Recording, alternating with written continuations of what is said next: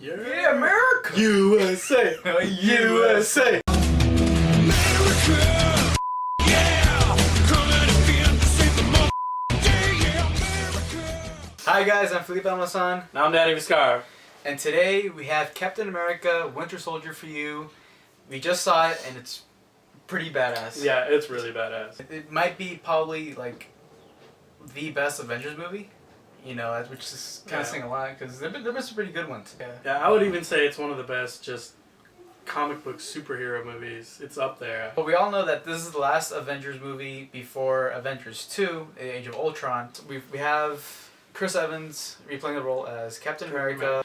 It's the first Captain America movie where he's in modern time and he's trying to adjust and find his place in this world.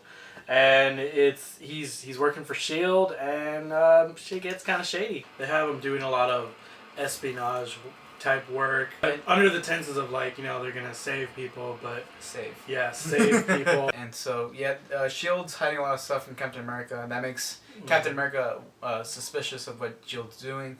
And the only person he could really trust, or he thinks he could really trust at least, is the Black Widow. And they go on this little adventure to find out the truth of what's going on behind S.H.I.E.L.D. And we get to see him form this sort of relationship with Black Widow, played by Scarlett Johansson. And we get to see more into her character as well. We get to see her become badass and just come into this character that really, I wouldn't mind seeing her in her own movie. Yeah. You know, she's that great.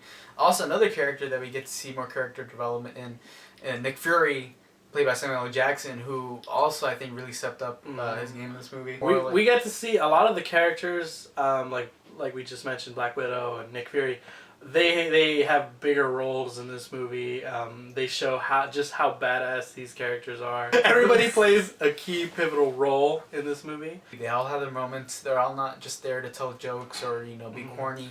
They're there to be a punchline. Yeah, they're badasses. You know, our main antagonist of the film, we have Winter Soldier, and he's also great in this movie. They make him look really badass, really intimidating, and he has just that menacing feel to him whenever you see him on screen. So that was great to see. I feel like the Winter Soldier is kind of like what Bane was supposed to be like. Yeah, like just like a force to be reckoned with. Yeah, he's just this guy that he just comes and he just F's up Captain America. And he does. He does. I just think the Winter Soldier, like, he wasn't there long enough. Like, it's not really a negative toward the movie because the movie had a lot going in it. Yeah, I think they do a really good job of the whole espionage side of it because you really don't know who to trust. Even like Black Widow, at times you're kind of like, I don't know, should Captain trust her? You know? Yeah. You know, because everybody it's just kind of like everyone seems shady as hell. So.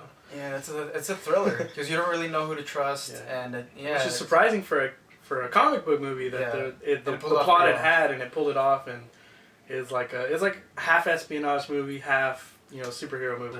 Oh, it was really cool the way they did that too. The way how they made it into this whole little conspiracy plot, and they did it. And it was pulled off pretty well too. It wasn't too corny, too cheesy.